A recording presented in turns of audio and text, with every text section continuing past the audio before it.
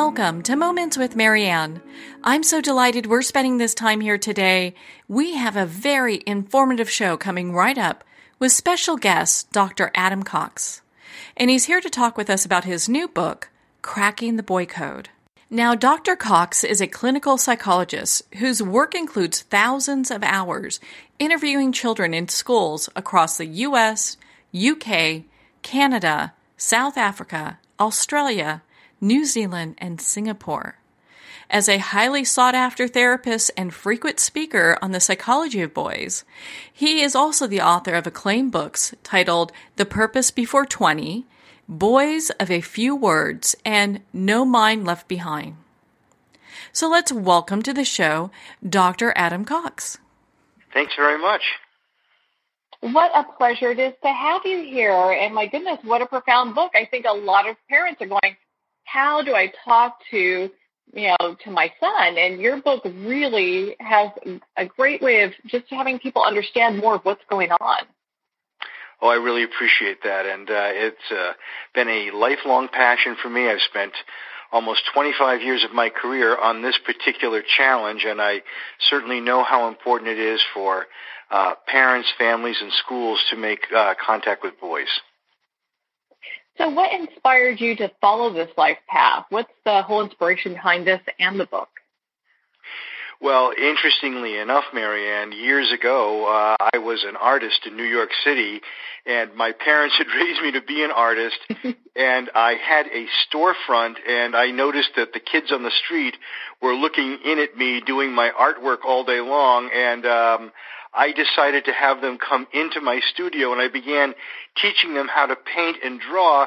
In a very short period of time, I had kind of a complete change of direction in my life, and I decided that my calling was really to work with young people, to work with kids, and I went back to graduate school and dedicated myself to becoming a psychologist.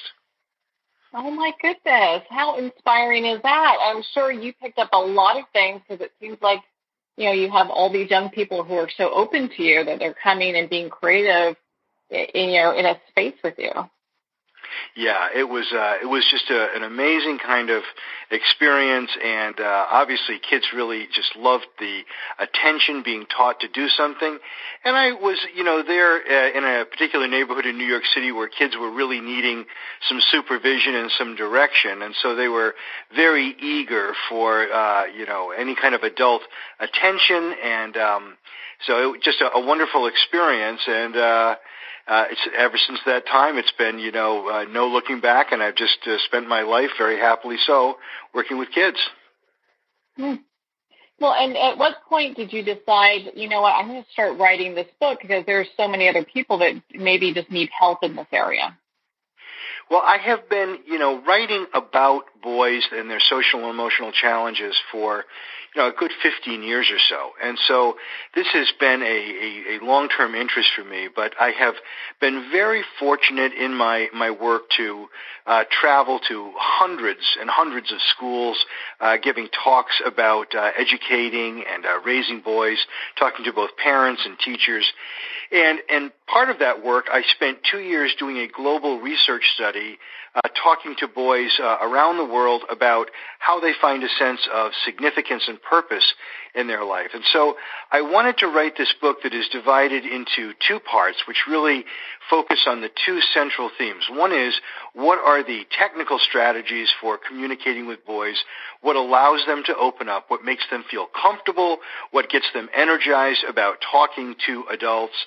And secondly, what are the big themes in boys' lives? Because I think that in some way we have missed the boat on boys over the last 15 years because we have talked relentlessly about their pathologies, the things that are wrong with them. So, for example, we talk all the time about boys in video gaming, or we talk about their disinterest in school, or their involvement in bullying, or other inappropriate online activities. We focus on those things to such a great extent that we have forgotten to talk about the prospective strengths of boys, the things that they do well, and how to bring forward those kind of positive attributes. So that is a very important aspect of my book, is to focus on things like their authenticity and helping them find a sense of purpose through different types of work.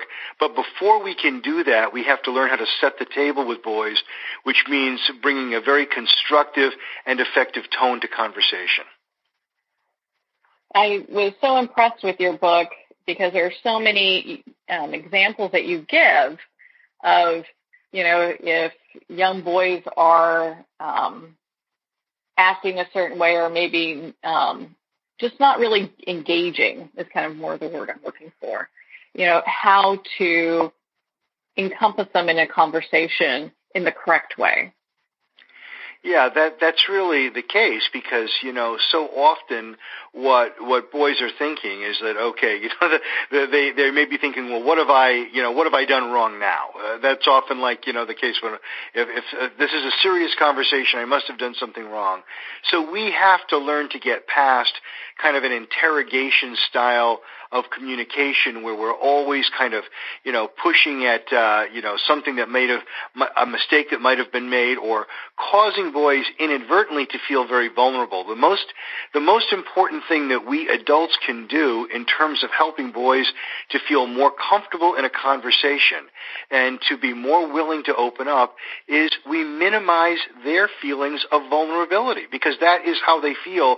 And for example, Marianne, one of the places where they feel most vulnerable is when we sit them down at the kitchen table, look deep into their eyes, and start to ask very personal questions. And we often do that, and that I think is happening in lots of families, and that is like one of the worst spots for kids. They feel like, oh no, here we go. And they can't think. When we're that close to them, when we're looking that deeply into their eyes, they struggle to know what to say, and sometimes we think they're withholding when really they just feel, so tense and anxious in that situation, they don't know how to respond. Yeah, I think it makes a lot of people anxious. You're sitting there, and depending on the tone, depending on the tone, it's like, well, the tone means everything. The tone is critical, and so, in my book, I emphasize what I have called task tone, which on the surface might seem really, straightforward and simple, because essentially what I'm talking about is just talking without a lot of emotion in your voice, and I'm talking in a way that is very matter of fact, very, in some ways, a little bit directive and to the point, because this sort of communication connects very well with boys. It feels at least somewhat respectful and serious, and it also feels more kind of logical, and so it appeals to the processing differences of boys. We have to kind of understand that one of the key gender differences that we're working with when we're talking with boys is that they tend to process language and ideas over on the left side of their brain, which is where we do kind of more of our logical thinking. So, for example, if somebody says to you, "My dog died last week," if you're thinking over there on the left side of your brain, you hear the facts. You had a dog. This dog died. This happened last week. Just the facts, ma'am. But over on the right side of your brain is where you would notice the facial expression of the person that just said that, how they move their eyes. You would notice the pitch and the rhythm and the tone of their voice. And so you have all of your social perceptual skills over there on the right side of your brain, and we have a whole generation of kids, because of electronics and because of some other issues as well, that really struggle to use that right side of their brain to kind of do some perceptual processing. So they miss a lot of cues. They miss a lot of the frequencies of communication. And so when I recommend this task tone, in a way what I'm saying is, let us communicate in a way that goes right to the center of boys' processing capabilities and makes it easier for them to really hear the content of what we're trying to say. That's so important, because, it's all about what they hear. And you talk about that in your book so brilliantly, because a lot of people aren't putting that together. It's how boys hear. Yeah, it's that, if we, just as a rule for your listeners, if we want to, use the best kind of, strategies, and you want to have just like, shorthand for what it is that we should be doing. We, number one, use vocabulary that is very familiar, because vocabulary that is familiar just increases their confidence. It minimizes their anxiety and sense of vulnerability. Use phrasing that is non-judgmental. Sometimes we don't think we're being judgmental, but even the way that we ask a question, the subtext is, okay, you've done something wrong, or was that really the right thing to do, and that sort of thing. And then thirdly, use a tone that is matter of fact, as I was describing a moment ago. So those kinds of ways of communicating are the best guidelines for getting through to boys, and they will reliably help us if we do some other things like avoid too much eye contact. So, for example, when I was giving the example of sitting down at the kitchen table, one of the worst things about that scenario is that you are looking directly into the eyes of someone, and I think that some of the very best conversations with boys occur when parents and kids are driving. And I think many parents have learned this intuitively. I think that they know this, but if you haven't tried this, or you have a very young son and you're going to begin having kind of more serious conversations, when you're driving together in a car, you're both looking out the windshield, so you minimize the eye contact. And also there's something about the motion of the car that just kind of eases and relaxes people, and it makes it easier to talk about more difficult or complex subjects. It just kind of gives you a little bit of momentum. In my office, for many years, I have just tossed a ball. I get kids who come to me all the time because of the books that I've written who struggle with social communication. And you can imagine the last place that a boy with social communication challenges wants to go, and it's to see someone like me. And so I know that, and when they come into my office, I often just immediately pick up a ball and just start tossing it back and forth, because then we both have to look at the ball in order to catch it, so we minimize eye contact, and I have found that that's effective. Sometimes I bring kids outside and have them do something, a little bit of physical work with me, and that kind of also is a nice way to begin breaking the ice. If parents take a walk with kids, you walk the dog, you play even a board game, anything that's kind of physical makes it easier to get some momentum going in a conversation. And is that a good tip also for parents if they want to start developing better listening skills? Is to use these different areas, to have these conversations and get conversations going where they can kind of really listen what's happening? Well, this is a great point. And so, one of the things, a couple of things along those lines. One is that when we're having conversations with kids, of course, we don't want it to be like 20 questions. We don't want to be asking, all of the questions and then them giving, like a one-word answer. Sometimes that is how we get a conversation going. And, simple conversations about food, for example. I've known boys love to talk about food, and they're highly invested in their favorite foods and which foods are better. And when I really get pressed and all else fails, I will ask lots of questions about something that I think they know a lot about, and will at least get them used to responding and the sound of their voice being more kind of present in the conversation. So I think whenever we want to get a great conversation going, if we start with the things that, are easier for them to respond about, sometimes what we call a forced choice question. Parents often ask too many open-ended questions, the questions that require more complicated processing and a more complicated response. They might say, for example, something like, so what makes you like this particular person so well? And boys don't really think in those terms, very often. That's a hard question for them to understand. There are two kinds of communication in the world. There's instrumental communication, where we just try to get an answer. We say, something like, pass the milk. Can I have $20? You going to eat all them fries, right? Boys know how to make those statements and ask those questions to kind of get a precise answer, but it's the social communication that is more difficult for boys. But when we want to get conversations going, asking about things that they have a lot of expertise about really works well. So, in the context of my clinical work with boys, I'm often asking about all kinds of things. It could be about their favorite sport.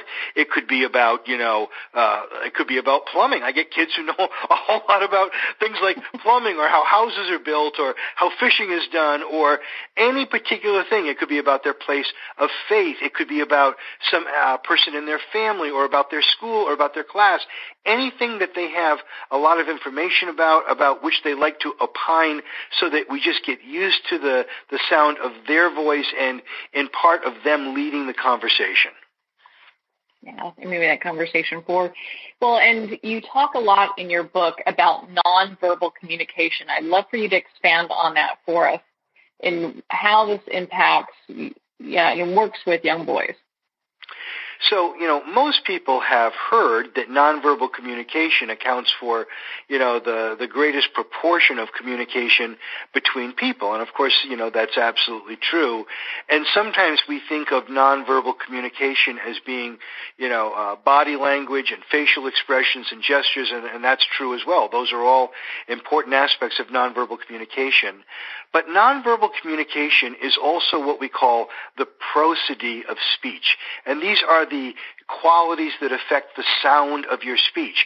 For example, how fast you talk, the pitch of your voice, the rhythm and cadence of your speech.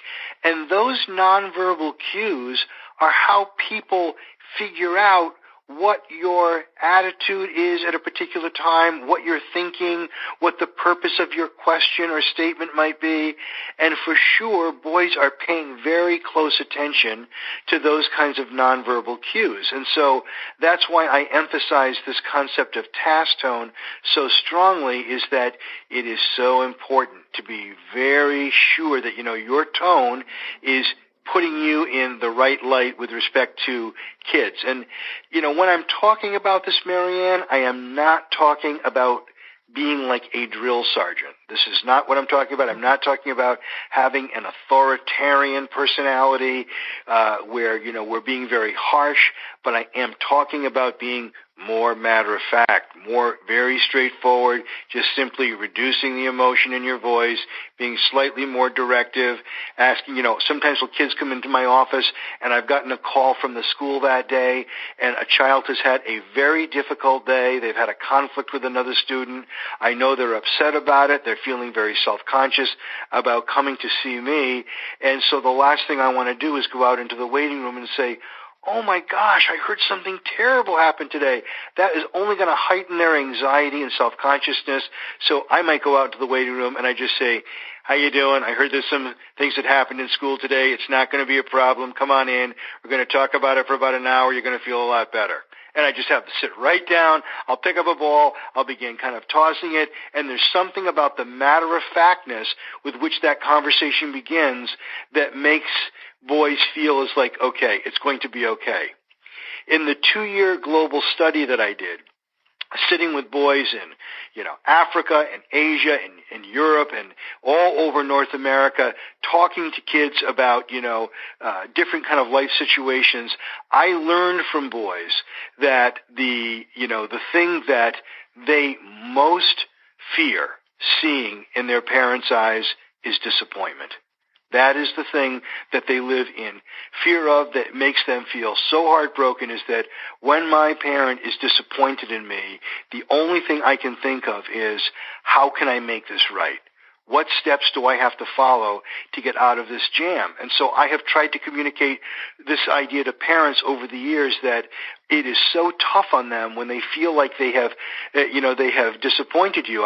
If you ask boys about what their greatest fear of the future is, they will tell you that it's getting stuck in a job that doesn't feel like who they are. That's a big existential fear that they have. I don't want to be someone that I am not.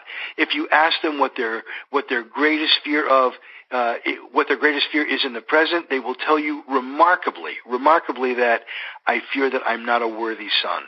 So when they feel like they have disappointed a parent, it's a very difficult emotional experience for them, and they want to know how to get out of that jam. And so that means, what do I have to do to make things right?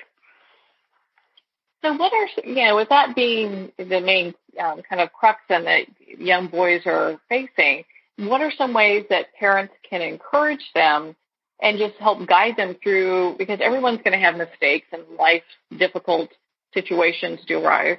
How can parents better guide their children, especially young boys, when it comes to stuff like this? Guide them with respect to managing disappointment? Yeah, with managing disappointment so they don't feel like they're stuck in that, because I can imagine that would be a really tough place to be. Well, I think that the main thing is that from a very young age, it's really optimal. It works best if families can just very kind of calmly and matter-of-factly deal with situations that didn't go as planned or a mistake was made, and people just talk about, okay, so, what do we do to kind of correct this here? Because that's what makes boys feel better, is the idea that, okay, we can calmly and just rationally figure this out and take some steps to kind of right the ship. And so I think that having that sort of conversation where we stay away from those strong emotions like disappointment or judgment make it a lot easier for boys to accept the fact that an issue where a mistake has been made is being brought up. So if we get in the habit of having those kind of conversations around the dinner table, for example, that's fine to do that as long as we don't do it in this way that feels like a tribunal or feels like, a terrible mistake was made. Because I think that when boys sense that, okay, there was just, some kind of really terrible moral transgression, something bad really happened, and that the main thing is that I'm supposed to feel guilt, I think that they then of course resist further conversations along those lines. So I think we should try to stay away from trying to instill feelings of guilt and shame and move more toward a sense that, okay, people make mistakes, but there are things that people can do to make amends for those mistakes. One of the things you mentioned in your book, and I don't have it in front of me, so excuse me if I don't quite get this right, but you had mentioned that young boys will often look, kind of like they have a blank face, when something's going on, yet, their minds are going 100 miles an hour. I think a lot of people misread that. Yeah, that's right. And often we think sometimes that boys aren't paying attention to what we're saying if they're not making eye contact. And I make that mistake sometimes as well, and it's often just not the case. They're hearing everything that we're saying. It's just that they're hearing us better when they're not actually making eye contact. So, we should not assume that just because they look a little bit like deer in the headlights or just because they're not making eye contact that they're not paying attention. I think, sometimes we require eye contact at the wrong time, Marianne. And, I think eye contact is a very important thing for children to learn. And in social skills groups, I've often taught boys that we listen with both our eyes and our ears. And so there are certainly times when it's appropriate to make eye contact as a means of showing respect and of just confirming for people that we are paying attention. There are other times at moments of vulnerability, at moments of confusion, when boys don't make eye contact, and they just, that's the last thing that they should do because it just doesn't help them. It causes them to, it makes it more difficult for them to scan their memory for certain kinds of content. There are different kinds of memory that people have. There's long-term memory, but there's also this short-term memory, which in psychology we call working memory. And that is one significant gender difference, is that boys struggle with this kind of short-term memory, this working memory, which is why, for example, ADHD is more prevalent among boys than it is among girls, is that boys have problems with this working memory. And so very often, if they have not committed something to their longer-term memory, they might have been told something just a short while ago, but they can't remember it because it didn't sink in through that kind of short-term memory. So that's a lot of what we're seeing when we see those blank expressions or confusion. Is we're seeing boys struggle with their short-term memory and trying to remember things that might have been said a short while ago, or they know they were supposed to learn, or they have some vague idea, that this was said to them, but now they're really kind of, they're really struggling. Yeah, kind of having a tough time with that. Well, and you touched on something I'd love for you to expand on, just a little bit ago, in regards to the different types of fears that boys have today versus, future fears. And one is not being in a job or in a position where they feel like they're being authentic. And so what are some of the things that parents and educators can do to help them, with this? Well, one of the things that we should know, and I think your listeners probably are aware of this, is that we have a current epidemic of anxiety and depression among kids who, by say middle school and certainly high school.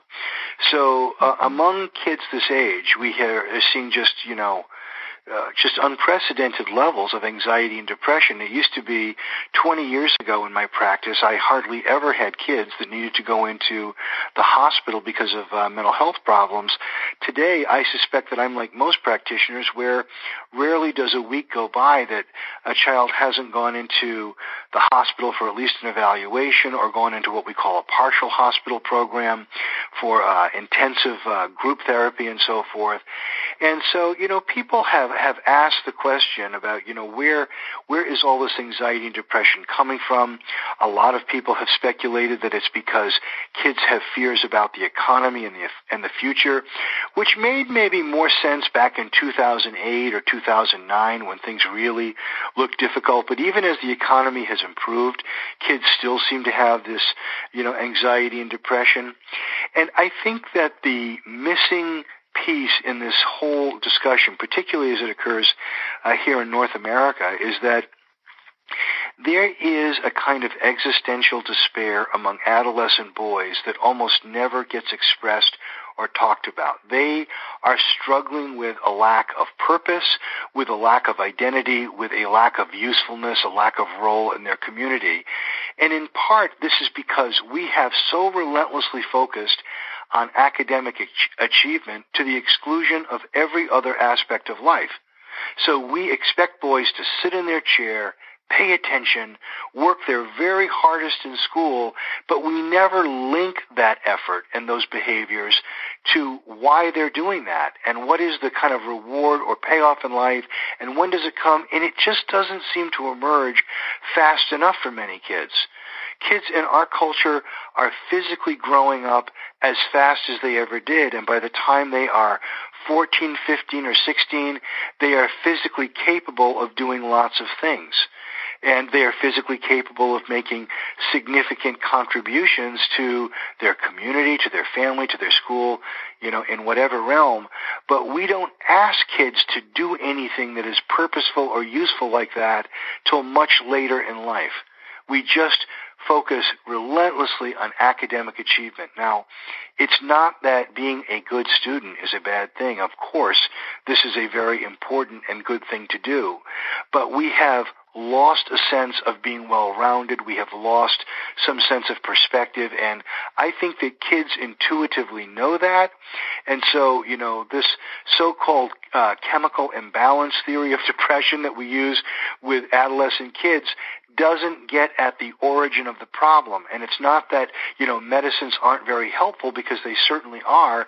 It's just that these depressions and these anxieties that kids are affected by are not coming out of nowhere. They are all coming out of kind of the life path that kids are following and their strong need to do what I call in my book, Marianne, some type of purposeful work. And this need emerges for kids early in life. This is not something that, we wait until adolescence. One of the great mistakes that we make is thinking that people don't need to think about what their vocation is going to be until they are 16, 17, or 18 years old. They are thinking about these issues much earlier in life. They are making in the back of their mind decisions about what is possible for them much earlier in life. And so we should begin by the time, I am a strong believer that by the time kids are 7 or 8, they should have some type of purposeful work to do in their life. And this isn't just chores. We all do chores to make our families run, to make a classroom run, but work is something that is more individual, it's more expressive, it helps build a sense of identity and a sense of personal value. Well, on this note, we are going to pause here for a quick break. We've been speaking with Dr. Adam Cox in regards to his new book, Cracking the Boy Code. You've been listening to Moments with Marianne. We'll be right back after these messages.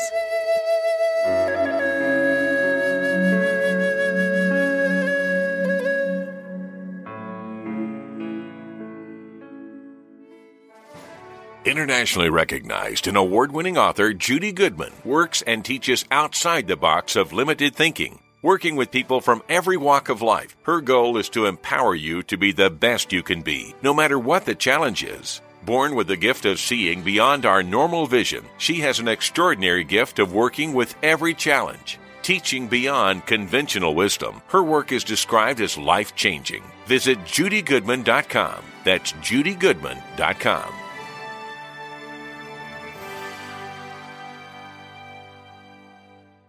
Comes a moment when you realize you're somewhere special, when you discover that each beautiful creature that you see has been rescued from a life of absolute horror and brought to this incredibly free place. Here's where their lives were forever changed and where yours will as well. Discover over 500 tigers, bears, and lions at the brand new visitor center at the Wild Animal Sanctuary just outside Denver. For more information, visit wildanimalsanctuary.org. Discover true freedom at the Wild Animal Sanctuary.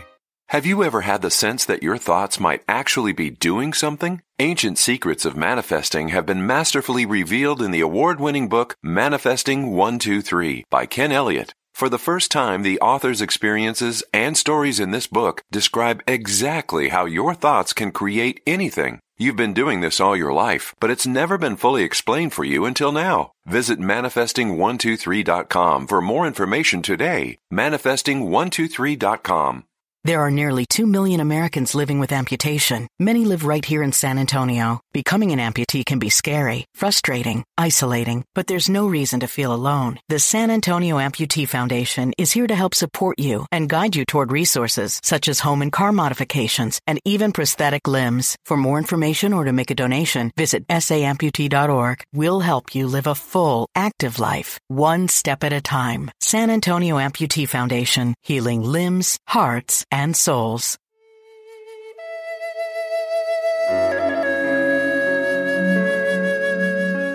Welcome back to Moments with Marianne. We're here today with special guest, Dr. Adam Cox, and he's sharing with us his new book, Cracking the Boy Code. So, Dr. Cox, before we left for break, we were talking about just careers and the stress that this puts on young boys. So many people have been lost for such a long time and trying to figure out, okay, how do we talk to young boys? And then we come to the topic of, what are they going to do for the rest of their lives or living, or at least at some point. And you're right. It seems like if we, address this when they're 16, 17, 18, I'm sure that would cause a lot of stress as opposed to making it something that is kind of part of their growing up. That's absolutely it, is that, and it's not, for younger boys, it's not so much that they're thinking about a vocation, a career or something, but they are still needing to feel valuable and to feel useful in some way. And often the thing that kids are looking for is to be taught something or to learn something that gives them some special kind of expertise, a little bit more knowledge and skill than most of their peers might have about doing, something along those lines. And so, for example, I consult with lots of schools where boys have problems with some kind of, behavior issue. They're impulsive. Their behavior is dysregulated in school, and they're acting out in some way. And one of the first suggestions that I make to teachers is to give the child a job, because when we give a first, second, or third grader a job in a classroom, in a sense, we're helping that student ally himself with the management team, which is the teacher or perhaps the principal of the school. And so you feel, more inclined to, control yourself and to use good judgment and so forth when you're part of that kind of management team. And the common denominator here, one of the most important things that I can say in this conversation, is that we must communicate respect. Respect is the way I think that boys are often looking for, the key affirmation, even love. I think by the time that boys are 11 or 12, they don't doubt that parents love them. They're not sitting, in school or with their friends worrying, do my parents love me? They think, well, that's in the bag. I got that covered. But it's the respect that they're looking for and some sign that we respect them. And one of the ways that we respect them is by giving them serious things to do, by requiring them to do important types of work, to make really important contributions. That's what is the way that we build a kind of great relationship. In my office, I often have 5- and 6-year-old children who seem to be doing things that are just the opposite of what you would do if you wanted respect. They're just acting out. And so I have often had to have hard conversations with parents about, I understand that they have not yet done anything to warrant respect, but if we don't give some respect, then they won't give it back to us. And as a corollary, it's just like if we were walking through an orphanage and children were lying in cribs and they were crying, we would not, look down at the child and say, when you learn to stop crying, I'll pick you up and cuddle you. Of course, we would not do that. We would reach right down and cuddle the child. We would provide comfort and think, well, maybe this is how to help them stop crying. And it is the same to an extent with boys, is that we have to give away the respect. That's why I emphasize this task tone, is that there is a kind of seriousness and an implied respect in using task tone that has a big effect on their psyche, and it just kind of makes them feel differently about their relationship with us than they would otherwise. I don't know if you recall, in the prologue of my book, I wrote a very important story about where I first learned this many years ago. I began running social skills groups with boys, and I was trying my hardest to connect with them and to get them to engage in the group, and it wasn't working. They said very little. When I went out to greet them, they had their arms folded. They were looking at the ground. They had to just drag themselves back to my office, and I almost gave up doing the group, because I thought, well, if they don't want to do this, then neither do I, right? That's how kids can often make us feel. If we try very hard to do something and kids reject us, well, we can get kind of very negative and sometimes, get almost fooled into thinking that what we're doing was the wrong idea or that we misunderstood something. But what I learned was one weekend I was home in the days when TNT showed the same movie on Friday, Saturday, and Sunday, and it was the movie Gladiator with Russell Crowe playing the character of Maximus. And I'm watching the movie, and there in the opening scene of the movie is Maximus just about to bring his troops into this very deadly battle. And he understands that they're restless and they're edgy and anxious, and they need something to settle themselves down, to galvanize their focus and their capability, and he uses a credo, strength and honor. Strength and honor. And so it kind of ripples down through the troops, and they're all kind of saying strength and honor.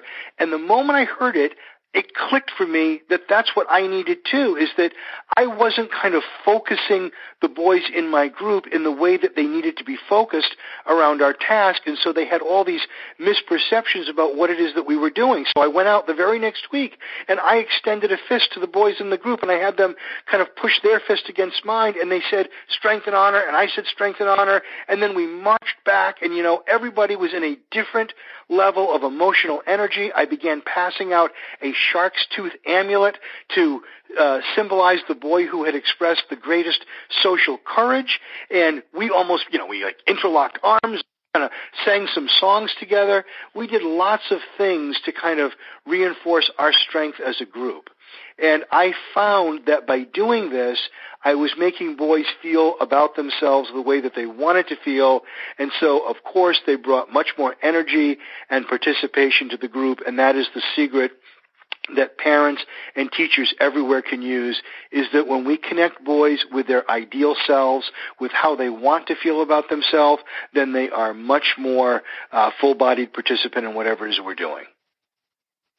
do you feel that sometimes, I love that story, and thank you for sharing that again with us. And of course, it's in the book, Cracking the Boy Code. But do you feel sometimes parents have unrealistic expectations of their boys? I think that is true, especially in these days where we're so worried about whether kids are going to be, competitive enough that, we want them to be, just so accomplished in all kinds of different areas. And interestingly, it's not just academically, that we want them to be accomplished, but I think many parents do want their sons to be accomplished socially. So we want them to express confidence in social situations and to easily engage with others and to know the right thing to say. And we just have to understand that a lot of that information, a lot of those things that we think should just be intuitive, that boys should have learned from experience, they don't know. It's not so much that they're withholding, they just don't know those things, and they need lots of practice with those things. So, when we, for example, when I have worked with kids around these skills in groups, I might say, Marianne, okay, let's start our meeting today by every boy in the group just giving a simple compliment to other boys in the group, just a regular compliment like you might give to another student in school during the day. And you'll be surprised how much silence goes on before someone can think of one simple thing to say. And I might get frustrated and say, okay, Dylan, let me start this whole thing off. And I might say, that's a nice shirt you have today. And then I'll say, okay, now you give a compliment to Richard. And he says something like, Richard, I like your pants. And that's how it goes until like all 7 articles of clothing, have been exhausted and nobody can think of anything else to say because they get stuck not knowing what it is that they're supposed to say in a situation. And so what I have often done in a case like that is just typed out 100 basic compliments and have said to boys sometimes, hey, let's fake it till you make it. Just read something from the list. Just get in the habit of hearing your voice give somebody a compliment so it begins to sound more natural. And so when we have those kinds of social expectations for boys, sometimes they need more kind of remedial instruction and kind of, starting from basics than we might expect. That must be such an empowering experience to have a list. And they're like, because it sounds like they're just searching for the words. Like, what am I supposed to say? And to be able to have a list, to go from. I mean, it's kind of like, okay, I can start doing this. This makes it a little easier. That's the great point that you just made, because it's true that sometimes if we see them struggling, we might think, okay, so he doesn't want to give a compliment, or he's very awkward giving a compliment. And that may not be the case at all. He just can't think of what to say. He's fine with giving a compliment if he knows what to say. So, we have to make sure if someone can't read something from the list because they feel so awkward, then certainly we understand, well, that's what the issue is. But first we need to find out if really what the problem is here is that not enough kind of information flowing through the brain for him to, give a kind of a short statement. So, yeah. Yeah, and what's appropriate. Heck, I mean, adults have a hard time figuring out what to say sometimes. So, I think we should be able to cut young boys a slack here. Yeah, I think that's it. And the other thing that's so important when it comes to expectations is that if parents think of themselves as being kind of, in a coaching role with kids, it's much more effective than if they adopt the kind of attitude of a boss. That's the critical distinction, is be a coach and not a boss. And let me kind of explain some of the differences there, is that, first of all, both a coach and a boss can have high expectations. It's not the expectations that are the problem. But the difference is that a coach is someone who is like standing behind you and supporting you, whereas a boss kind of, at least metaphorically, standing in front of you and maybe confronting you, maybe more critical and judgmental than someone who's really kind of thinking of himself or herself as winning and losing with you. Because that's how a coach thinks, right? A coach is like, well, we're all on the same team. We win or lose together. I don't think a boss necessarily thinks like that. And so if parents and teachers and others can remember that it's the tone of your voice that signals whether you are in that kind of coach identity or that boss identity, that'll be really useful, because there's a difference in tone, and most people have to kind of practice that a little bit just to get used to what, that difference is. And so you almost have to kind of hear yourself out loud. I have often said to parents, when you're driving home from work in the car, when you've got some alone time in the car, that's a good time to practice your different voices, because that slightly different tone is like a different place that you're going in terms of your attitude, and it's very useful to have that channel to switch to when you need it. Well, and this kind of leads me to my next question. Let's say a parent, they purchase your book, Cracking the Boy Code, and they're working it diligently, and they're still feeling like they're stuck, or they're having problems communicating, or, being able to get their boy to understand what's going on. At what point does either the family or the young boy set up for, like, therapy, some type of therapy session? Well, okay, so this is a great question too, because unfortunately so many boys come to therapy when something has gone wrong, when there's been a mistake made, when they've gotten into some kind of serious trouble, or there's been a serious conflict at home. And I wish that more kids came to therapy when things were going actually relatively well, but when maybe they were struggling with something kind of more personal, such as being more expressive, or working on making more friends, or being closer to their friends, or looking for some type of purposeful work, as I write about in my book, because those are times then when you can be more reflective and you can be working on these kinds of broader issues. I think that with respect to communication, what usually prompts families to bring kids to therapy is when they feel like they've just hit a stone wall, and that they're searching for a connection and they can't get a connection. They feel like they have been shut out by kids, and that there's just there's some kind of a problem that they need to have a third party intervention for. And fair enough, that's true. When we get to middle school, we get to high school, and you begin just kind of shutting your parent down, that is a time when you need to have a third party.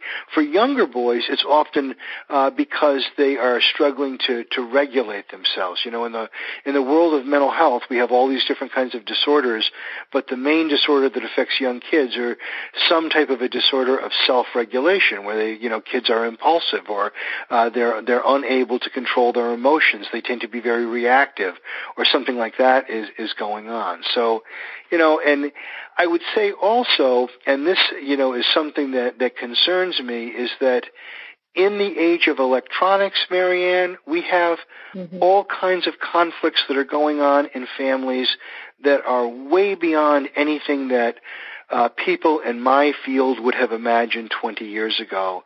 And it's so unfortunate to have to kind of say this, but we are now, living in a time where kids are often having to be hospitalized because of their addiction to electronics, because it is so intense, and that when parents are trying to intervene, such as trying to take a smartphone away or trying to shut down an Xbox, at 9 or 9:30 at night, that there is a physical altercation in the home. That is remarkable to me. But kids, addiction to electronics has become so strong that we are now seeing more and more physical altercations, as a result of parents trying to shut down the electronics. And it's almost like, kids have gone into their own, private mental orbit and have developed their own private sense of rules around when and how they should be able to access these devices. And, of course, that is a huge issue that prompts parents to bring kids into therapy. What are some of the ways that that's handled? Well, what is needed at a time like that is a reset. And that's the reason that kids are more frequently going into hospitals, is that families do not know how to do that reset within the context of their normal family life. For example, this is not the kind of thing you can just kind of sit down on the sofa and say, hey, we're concerned about your use of the cell phone and that it's going on too late at night. It's almost like, that doesn't get through. It doesn't kind of penetrate the consciousness of boys. And so, my gosh, it's like and what happens is when kids are going into hospitals are often communicating to the schools that kids go to that they can't use electronics. If they have to use some type of an iPad to do their homework and bring it home, then they're going to have to change schools, because the addiction is that bad that it's like, they can't have just a little bit. It becomes so bad that, there almost has to be kind of like a complete stoppage of all use of electronics, because it's hard to use it for just 20 minutes or an hour and then shut it down. So we have reached that point in our society where we need to have a major reset. I am in favor of, from a young age, introducing kids to other things that I think can be equally stimulating and more socially constructive, like having some type of purposeful work to do. But if we say to kids, okay, you've got 3 hours to just, of leisure time tonight, you have nothing else to do, just go, do whatever. If they get their homework done by 5 o'clock before dinner, then, and there's no supervised time after dinner, then what do we think they're going to do? Of course they're going to turn to electronics, because the electronics are just tons of fun. They are highly stimulating, and, not every child, but a great majority of kids, especially boys, are going to find their recreation in those types of games. So if we don't want them to do that, then there needs to be some other kind of purposeful, structured activity that they can do, other than that. In the back of my book, I have an appendix of, 50 ideas of this type of purposeful work, and I am advocating for things that involve, a little bit more of a commitment or some learning, or something even that could be entrepreneurial, something that could really reflect the creativity and the intelligence of the child, so that it's engaging, it's interesting, because kids are interested in those types of things. Boys love, various initiatives to make money, or to get involved in activities that, involve building something or creating something. But there is so little of that going on. We have basically two things that kids do with their free time. They play sports and they play games. That's it. They play sports and they play games and they go to school. And we have very little that is constructive or purposeful outside of those realms. Well, and I love the options that you give, because they range from, organize a camping outing with friends to, robotics to, fixing a bike. I mean, you give some options for them to actually do something that will bring them away from the electronics. Absolutely. And the key there, and this is the difficult thing, and I am so concerned when I make this recommendation, is that I understand that a lot of these activities do require some type of adult supervision, but that's kind of what makes the activity so meaningful and memorable for kids, is that there is some kind of adult supervision, and they have a chance then to do something that becomes kind of part of the family history. And, I think we should have those kinds of, that should be a normal part of childhood for most kids.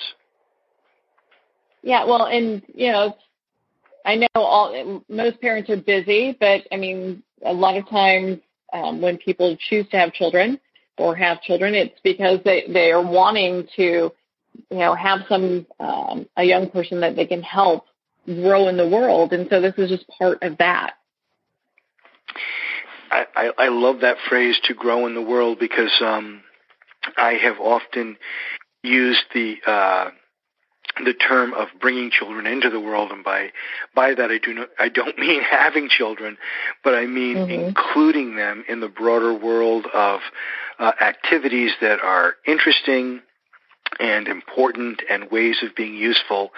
Way back in the early days of the United States, when John Adams began, the colony in Quincy, and there were these communities were essential to survival, there was still kind of a benchmark for who would be included in the community if they wanted to come and be a part of this new place, and it was that you had to be useful in some way. And I think we have really diminished the importance of usefulness, and I think usefulness is a path to humility, and it is a path to feeling a sense of purpose and a bond with your community. And I wish that we focused on those things. We focus relentlessly on, as I said, achievement and accomplishment, and it's not that those things aren't important, but sometimes learning to be useful in being someone that people can rely upon, having some kind of special skill that you can do, something that is connecting you with a world larger than yourself. That is the critical thing, and it's such a path to happiness. When I say this, I don't say this as this is some kind of servitude that boys must serve to prove themselves. Just the opposite. I believe that this is a path to their deeper happiness, their deeper satisfaction with themselves and with their own life. That's why we should pursue these paths of purpose, and not just purpose, but authenticity, learning about themselves, learning a language for describing themselves, because most boys don't know that language, beginning to develop a sense of a vocabulary for how to describe how you're like and different from other people. These are things that don't necessarily happen in school. In school, we learn about academics, and schools, I think, do a fantastic job with character education. But this search for yourself, for authenticity, and the search for purpose, those are things that parents and communities have to take a stronger role in leading. What final thoughts would you like to leave our listeners with today? Well, you've given me an opportunity to talk about some of the most important things, and so I really appreciate that. One thing that I would say is that motivation is one of the big issues that parents around the world are concerned about. Wherever I've gone to give talks, parents are always concerned about how to motivate kids. And I would say that when we ask ourselves, how do we motivate boys, we have to be very clear about what we're asking. Are we truly asking, well, how do we help boys to discover what naturally excites them, what activates their mind, their body, their sense of purpose? Or is what we are asking, how do we get kids to do what we want them to do? Because I think, unfortunately, sometimes it's the latter. And that's not really what motivation means. If we truly think about wanting to motivate someone, it's connecting them with what it is that is naturally important and interesting to them, and not so much trying to convince them to do something that they are less interested in. And so, we can't push all square pegs through round holes. We have to be, attentive to the differences between kids. And one of the things that really seems to make a big difference for boys is when there is a sense of urgency and necessity. When things really have to happen and there's a certain time frame. I can recall at one point, Marianne, I was discussing this topic with a group of boys in South Africa. And I said to the boys in this group, I said, how many of you guys would be interested in doing something that was somewhat altruistic in your life? Working to help other people. And there was kind of a half-hearted showing of hands. Some boys said things like, well, if I could live in California, I might do some work like that. But then I kind of rephrased the question, and I said it this way. What if the head of your school came in here and said that 6 boys from this school were needed to go downtown immediately to help with an emerging situation? You guys would not be home until it was after dark, and you better be prepared to work hard. Some of you might get your clothes soiled. There might be some foul language used, and you still have to be on time for school the next morning. How many would help? And every hand in the room immediately shoots up. And so what is the message there? It's the message that where there is urgency and necessity, where boys themselves feel truly needed, that they will rise to the occasion, but sometimes we have to recognize that kind of, the importance of that adrenaline response and that how effective that is in kind of getting their motivation to come to the surface. I'm so glad that you shared that with us. What a profound story. I think it can really resonate with a lot of not just parents, but educators as well. And they should all pick up their own copy of Cracking the Boy Code. Dr. Adam, thank you so much for taking the time to be on the show with us today. Where can our listeners connect with you and be part of your community? Well, it was a real pleasure to be with you, and I am easy to connect with. My website is dradam-cox, dradam-cox.com, and so anybody that wants to email me can email me there. I have a newsletter called Family Matters that discusses these things in great detail, and then the book is widely available in bookstores and online. Thank you, Dr. Cox. It's been such a pleasure to spend this time with you, and we really appreciate you sharing your wisdom and insights in regards to young boys and, of course, your book, Cracking the Boy Code. Again, if you'd like to visit Dr. Cox's website, you can at dradam-cox.com. His book, Cracking the Boy Code, is available at Amazon, Barnes & Noble, and all major retailers. Well, we're at the end of our time today. I would like to thank everyone for tuning in. You've been listening to Moments with Marianne. And remember, make every moment count.